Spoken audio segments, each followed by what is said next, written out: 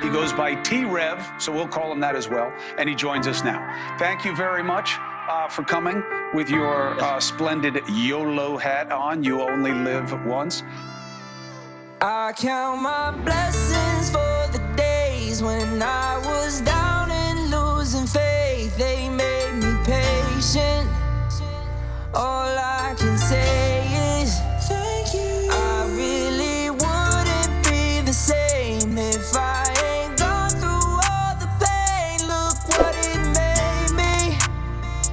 All I can say is thank you. Any chance the 51 terabytes has any redundant files, duplicate copies of the same file? Another great question. Yes. Oftentimes, you will get the same information from different areas. Okay, let me give you a good example. For instance, all the phones. We know all the phones would have been seized, downloaded, and so on and so forth. CAST would have taken those phones. But then, in addition, they would have done search warrants on the information from that phone. So you're going to see a cross-section of some of the same information that would have been gleaned from each of those phones and that came in from the provider. So just to give you one situation, but yes, so a lot of it will be repetitive or redundant or duplicate. So about that, like the purchase knife on Amazon, do you know where that was produced from originally? Because I question that, because a lot of it's brought up a lot. I don't know where it came from, but I first seen it on a channel or on a Twitter that I follow called The Docket. He comes out with official documents, etc. But he reported on it early, I want to say January, around that time he actually dropped and it said, there was a receipt from Amazon, and then we seen it on Dateline. Do you think that that's real? Okay, so the information about Bryan Kohberger purchasing well in advance of the crime, a K-bar knife and sheath.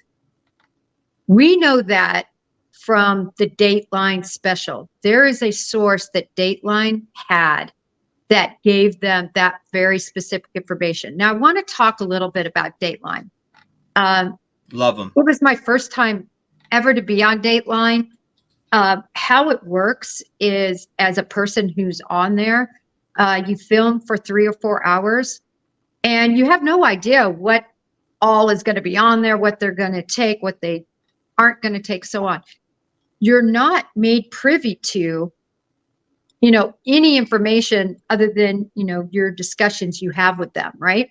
Mm-hmm. So for instance, when I watched it, which I watched it over a day after it came out because I was traveling, I was like, oh my gosh, you're kidding me. They matched it up because we've seen the search warrant for the Amazon regarding that K-bar knife, regarding Bryan Kohberger.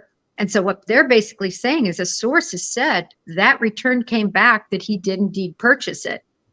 That's huge to me. Now, a lot of people will say, that's a source. How can we believe Dateline? How can we believe a source? Well, I'll tell you this, T-REV. During that 3 to 4 hour interview I had with them, mm-hmm. I made a lot of statements, right? I would say this about Papa Roger. I would say this about, my beliefs, this about the traffic stop, all these things. They kept in contact with me after the interview. And they have fact checkers, literally all, and so do most of the studios and networks. People, that's all they do. In fact, I think it would be a great job for our online sleuths. I think if I were an online sleuth, I'd be raising my hand, calling CNN, calling News Nation, calling Dateline or NBC, saying, I want that job, because sleuths are so good at fact checking. And they go through and check everything. If there was a fact they could not find, they asked me, I need you to back this up. Mm-hmm. And I would go, I had no problem with that. I went in, for instance, one of the things I had said was that other individuals beside Papa Rogers had pointed out the sheath, that the sheath could have led to police believing a K-bar knife was used. And I found that. I went back and found where I had read that on Reddit in this situation, and I screenshot it and sent them. My whole point to this is they're very thorough. They have an entire staff that just does fact checking.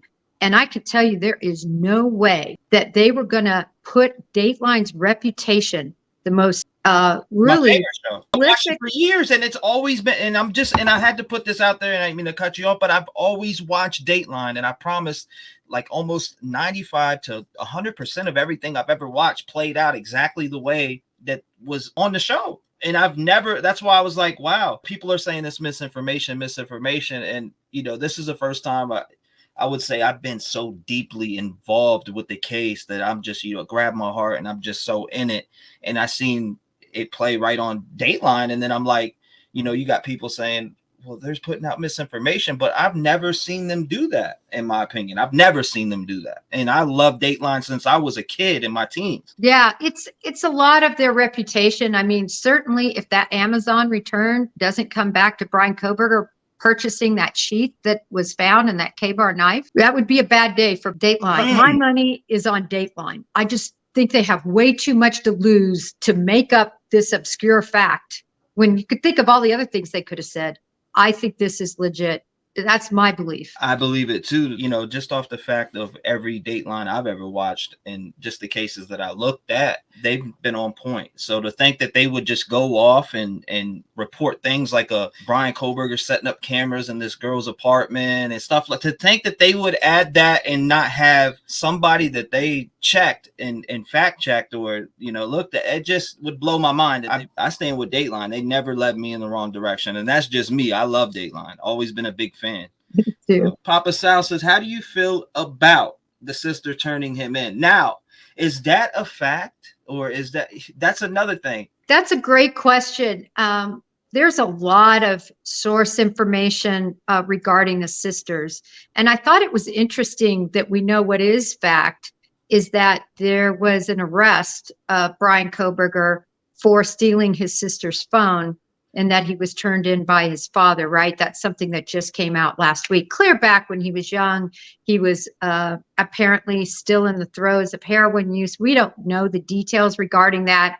We don't know whether he stole it and then crashed it out of anger. We don't know whether he stole it to get money and tried to pawn it. We don't know. But I thought that was interesting, right? Because of the family dynamic it sets up.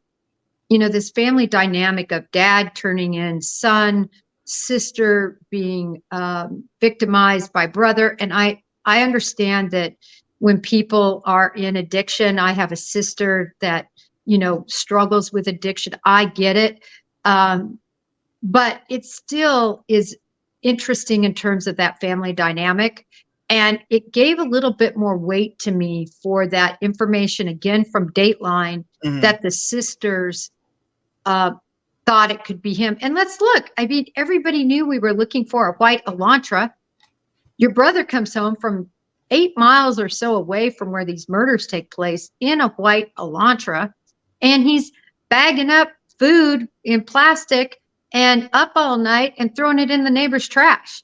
These are the facts we know.